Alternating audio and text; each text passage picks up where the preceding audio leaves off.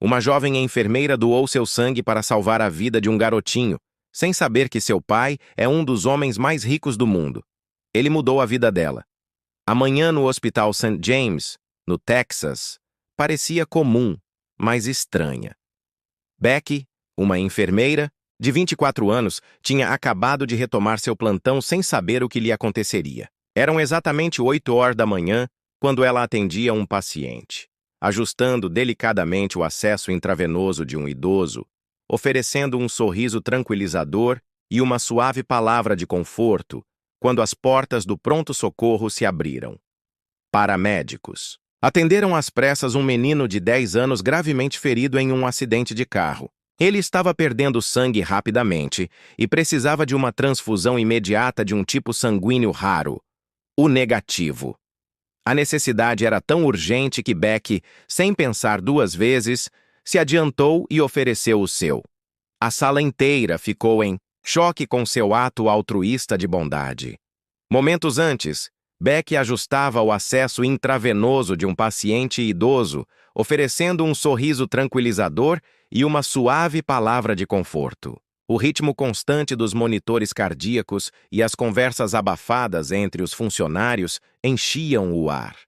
Era o tipo de manhã a que Becky estava acostumada, previsível, serena. Mas quando as portas do pronto-socorro se abriram com urgência, a atmosfera mudou instantaneamente. O som por si só já trazia o peso que indicava que algo terrível tinha acabado de acontecer.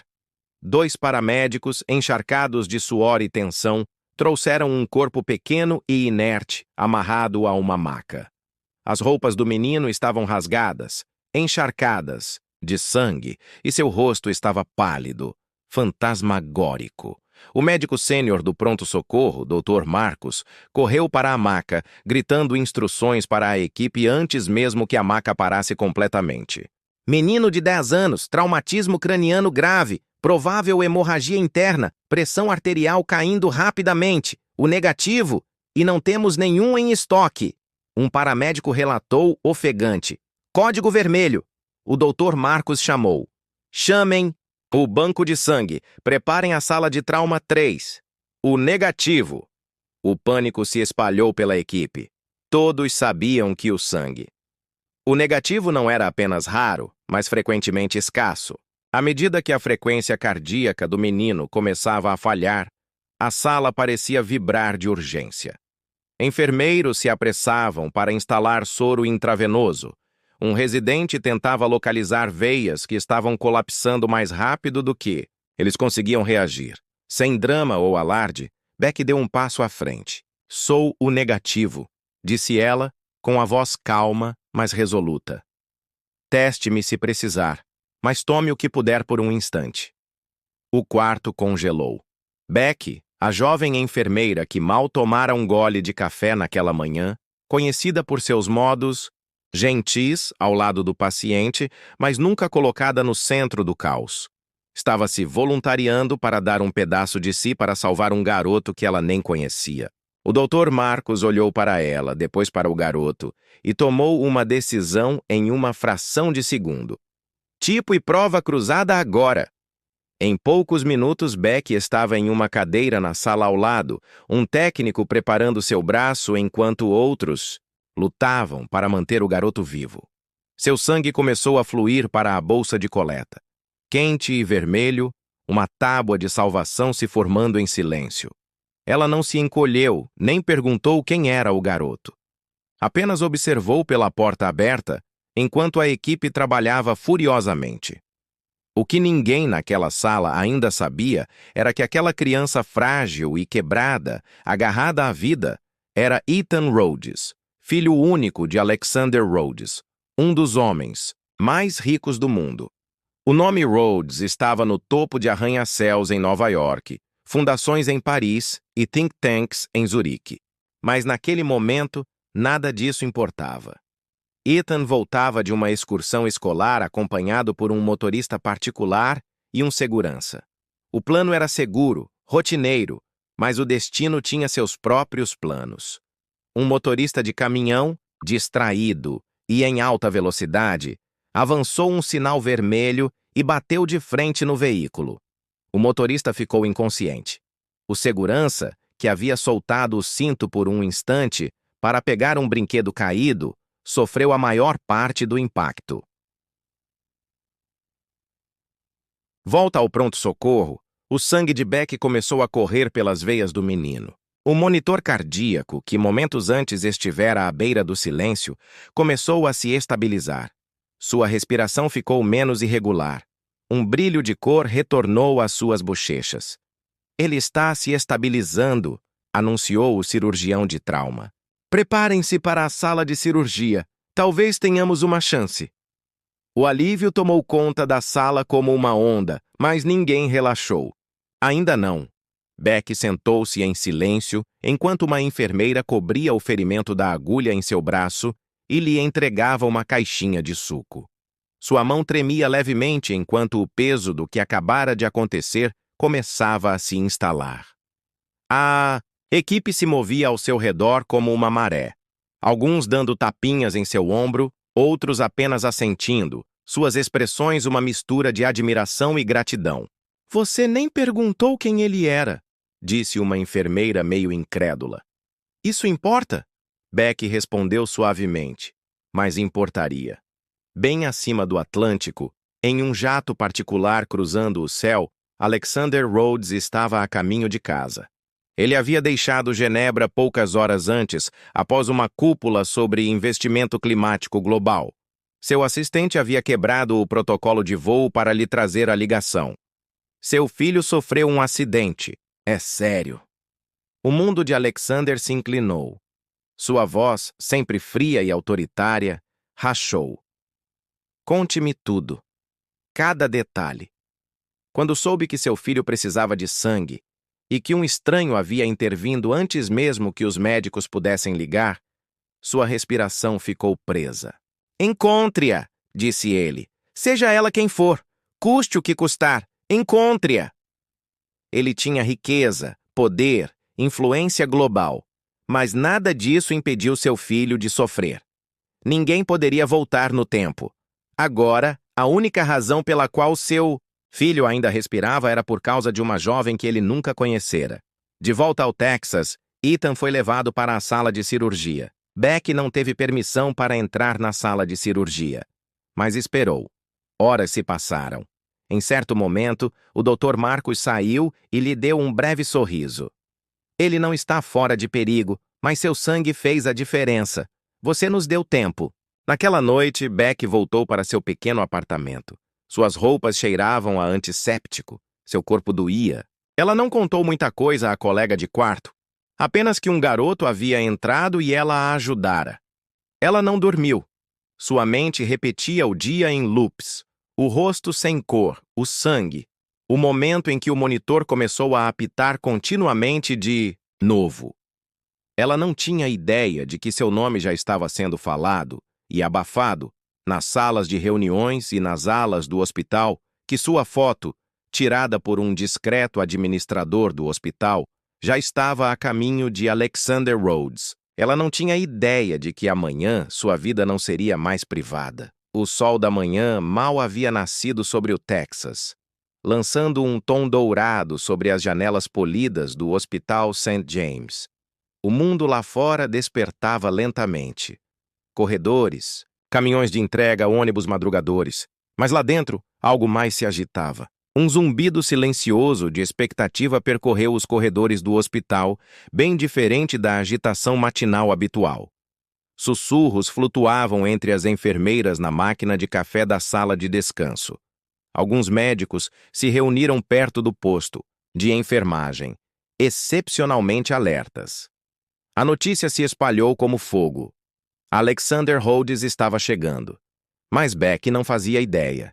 Ela estava fazendo o que sempre fazia, cuidando de seus pacientes com mãos gentis e palavras suaves, seu coração ainda carregando o peso do dia anterior. Enquanto ela ajustava a intravenosa no quarto 203, o elevador do pronto-socorro apitou suavemente e se abriu. 2 seguranças altos saíram primeiro, seguidos por um homem de terno, escuro sob medida. Alguém cuja presença parecia fazer o tempo passar mais devagar. Alexander Rhodes não se parecia com as revistas de hoje. O poder e a postura ainda estavam lá, mas havia algo mais. Cru. Seus olhos estavam cansados, inchados pelas horas sem dormir e pelo medo, mas seu passo era firme e determinado. Ele não veio como um CEO, um bilionário ou um homem com o mundo na ponta dos dedos. Ele veio como um pai. Onde ela está? Perguntou em voz baixa, mas firme, enquanto se aproximava do Dr. Marcos no posto de enfermagem. Ela está terminando a ronda matinal, respondeu o médico com silenciosa reverência. Ela não sabe que você está aqui. Ótimo, disse Alexander. Deixe-a terminar. Ele esperou em silêncio, parado em meio ao caos de monitores apitando. E conversas abafadas. Era uma imagem estranha, o homem mais poderoso do estado apenas esperando. Algumas enfermeiras que passavam trocavam olhares. Uma residente cutucou outra. Ninguém ousou se aproximar. Então Beck virou a esquina. Ela segurava uma prancheta e ajustava o estetoscópio. Ela olhou para cima, avistou o homem parado perto de sua estação e parou. Por um breve segundo, nenhum dos dois se moveu. Beck piscou. Sr. Rhodes? Ele deu um passo à frente. Você é Beck Sullivan? Sim, ela disse lentamente, ainda insegura. Sou o pai do Ethan. Sua voz falhou. E eu vim aqui para lhe agradecer. Ela desviou o olhar timidamente, sobrecarregada. Eu não fiz nada de especial. Você salvou a vida do meu filho. Ela balançou a cabeça, os olhos já marejados de emoção. Eu era a única compatível. Eu não sabia quem ele era. Eu não sabia de nada. Eu só fiz o que qualquer enfermeira faria. Alexander expirou profundamente, como se a verdade das palavras dela o abalasse mais do que qualquer tragédia. Não, disse ele. Você fez o que uma pessoa rara faria. Em uma sala cheia de caos, você deu um passo à frente. Você não hesitou. Você deu algo que dinheiro nenhum poderia comprar. Você deu tempo a ele. Você me devolveu meu filho. Sem palavras. O coração de Beck batia forte. Alexander enfiou a mão no casaco e tirou um envelope fino. Este é seu, disse ele, colocando-o na mão dela. Dentro tem um cheque. Você pode escrever o número, o que quiser. Os olhos de Beck se arregalaram. Não, eu não posso aceitar isso. Ele ergueu uma sobrancelha. Por que não? Porque eu não fiz isso por dinheiro. Eu nem pensei... Eu só vi um menino sangrando e reagi. Por favor, entenda. Eu sou apenas uma enfermeira. É isso que fazemos. Sua voz tremia de sinceridade. Não era humildade para se exibir. Era verdade. Alexander a encarou e lentamente abaixou o envelope. Em todos os meus anos, nunca me senti tão humilde, disse ele. Você me lembrou de como é a verdadeira graça. Ela assentiu, enxugando uma lágrima do rosto. Estou feliz que ele esteja bem. Isso me basta. Mas não basta, respondeu ele. Por favor, deixe-me fazer alguma coisa. Deixe-me agradecer direito. Beck ergueu os olhos. Se quiser me agradecer, certifique-se de que enfermeiras como eu tenham o que precisam. Suprimentos, treinamento, apoio. Há Becks em todos os hospitais e a maioria está exausta. Isso já seria um agradecimento suficiente. Lá estava ela de novo. Aquela força calma e resoluta. Alexander a viu, e isso o comoveu. Ele gentilmente enfiou a mão no bolso interno mais uma vez. Não com um cheque dessa vez, mas com uma carta dobrada. Então deixe-me oferecer isto, disse ele, entregando a ela. Um lar, sem compromisso, inteiramente seu. Um lugar tranquilo, um lugar seguro, um lugar para descansar. Ela abriu lentamente, sua mão voou para a boca. Era a escritura de uma bela casa não muito longe do hospital, totalmente quitada, inteiramente dela. Por quê? Ela sussurrou. Porque eu quero que Ethan cresça sabendo o que é a verdadeira bondade, disse ele, com a voz embargada. E porque não importa o que eu faça com o resto da minha vida, Nunca serei capaz de retribuir o que você me deu naquele momento. O ar da noite estava fresco quando Becky Sullivan desceu do táxi e parou diante dos portões de ferro forjado da propriedade Rhodes. Enfermeira de profissão e ainda incrédula com os acontecimentos das últimas 48 horas, ela apertou o casaco com mais força. A carta em sua mão era breve e formal, mas a assinatura no final carregava uma gravidade que ela não conseguia ignorar. Jantar hoje à noite em minha casa. Um sinal de agradecimento aguarda. Alexander Rhodes. Fazia apenas um dia que ela estava no pronto-socorro St. James e ofereceu seu sangue para salvar um garoto que nunca conhecera. Um garoto a momentos da morte, cujo tipo sanguíneo raro correspondia ao dela. Ela nunca imaginou o que viria a seguir. Aquele garoto, Ethan, era o único filho de Alexander Rhodes, um titã bilionário da tecnologia, tímido em relação à mídia e um dos homens mais ricos do mundo. Beck não sabia de nada disso quando se apresentou. Ela só viu uma criança necessitada. Mas o mundo havia notado. E agora ela atravessava portões ornamentados e subia um caminho de pedra ladeado por tochas, imaginando o que a esperava. A porta se abriu antes que ela a alcançasse. Alexander estava lá, mais alto do que ela se lembrava, vestido com um terno preto discreto, sem gravata. Não havia comitiva, nem imprensa. Apenas um homem, um pai cuja vida também havia mudado. Becky, ele cumprimentou com um sorriso caloroso. Obrigado por vir.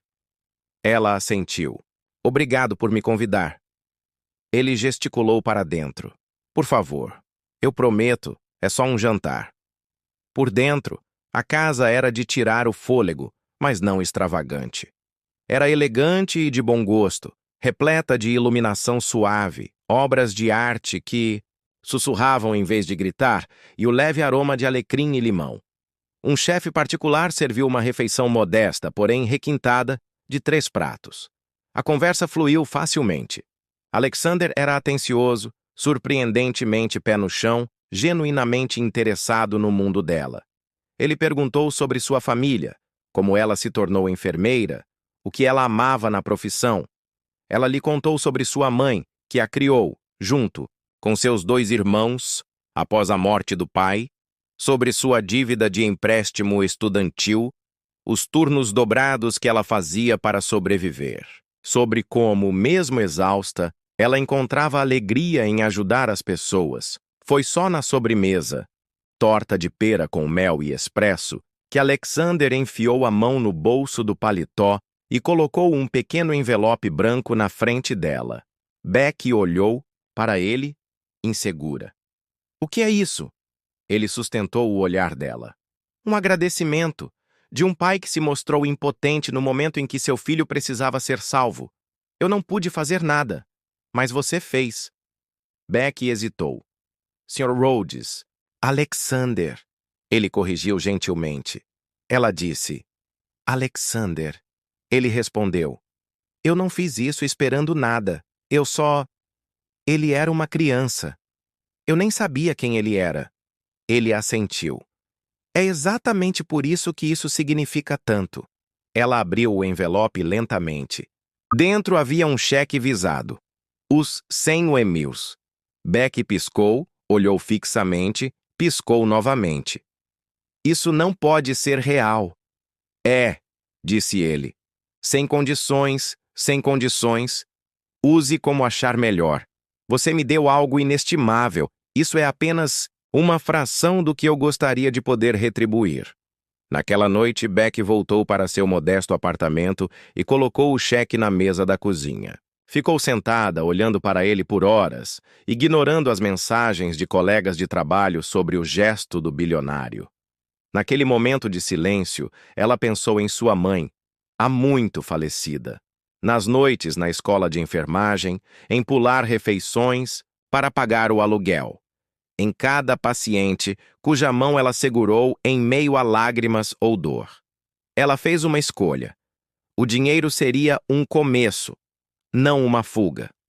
Primeiro, ela pagou seus empréstimos estudantis e a mensalidade do irmão. Segundo, enviou sua tia para um cruzeiro com o qual sempre sonhara. Terceiro, consertou os freios quebrados do carro. E com o restante, ainda uma quantia considerável, abriu um fundo de bolsas de estudo na faculdade comunitária local para estudantes de enfermagem. Mas Becky não parou por aí. Ela alugou uma loja vazia e a transformou em uma clínica, gratuita de fim de semana, com funcionários voluntários do hospital. A notícia se espalhou rapidamente. Famílias sem plano de saúde, veteranos sem teto, pais solteiros. Eles vinham não apenas em busca de cuidados, mas também de esperança. Becky estava lá todos os sábados, de mangas arregaçadas, sorrindo, ouvindo. Alexander soube da clínica por meios discretos e a visitou sem avisar certa manhã. Becky estava cuidando do pulso torcido de uma jovem quando ele entrou. Seus olhares se encontraram. Ele assentiu em sinal de respeito. Depois que a clínica fechou, sentaram-se nos degraus. "Você realmente fez isso?" disse ele. "Eu tive ajuda", respondeu ela suavemente. Conversaram por horas. Nos meses seguintes, Alexander retornou com frequência. Não com seguranças ou imprensa, mas como pai de Ethan. Às vezes trazia livros ou suprimentos. Uma vez trouxe Ethan, que abraçou Becky com força e nunca mais a soltou. "Você me salvou", sussurrou. Becky se ajoelhou e disse, "Você também está me salvando." O vínculo entre eles, Becky, Alexander e Ethan, transformou-se em afeto genuíno. Não romance nem obrigação, mas algo curativo. Alexander discretamente aumentou o financiamento dela.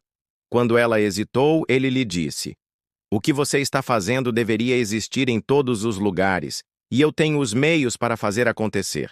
Becky expandiu a clínica, abrindo uma segunda unidade em outra comunidade carente do Texas. Ela nunca abandonou a enfermagem. Ela continuou presente. Um dia, um repórter perguntou, "Você ganhou uma fortuna. Você poderia ter se aposentado. Por que continuar trabalhando?" Becky olhou para a câmera. "Porque alguém me deu um presente uma vez e eu percebi que dinheiro por si só não resolve as coisas. As pessoas resolvem. Bondade resolve. Compaixão resolve. Não se tratava de mim, tratava-se do que poderia resultar disso." O sol nascia suavemente sobre East San Antonio, banhando o horizonte com um dourado suave. Em uma área outrora esquecida pelos urbanistas, onde prédios desgastados e calçadas quebradas contavam histórias de luta, uma estrutura reluzente erguia-se no coração do bairro. O Centro Sullivan, para a esperança e cura. Sua arquitetura, curva, paredes com painéis de vidro e calçadas arborizadas faziam com que parecesse mais um santuário do que um hospital. E a intenção era que fosse exatamente isso. Um lugar não apenas para tratar doenças, mas para restaurar a dignidade. Becky. Sullivan permaneceu em silêncio no pátio, observando as crianças brincarem perto da fonte. Alguns eram pacientes, outros, crianças da vizinhança. Mas todos riam com a alegria descomplicada de uma segunda chance. Fazia 5 anos desde aquela manhã transformadora em St. James, 5 anos desde que o sangue de Becky salvou o jovem Leo Rhodes. Uma citação, esculpida em um muro de pedra perto da entrada, diz, com a letra de Becky, "Um ato de gentileza pode se tornar uma vida inteira de cura."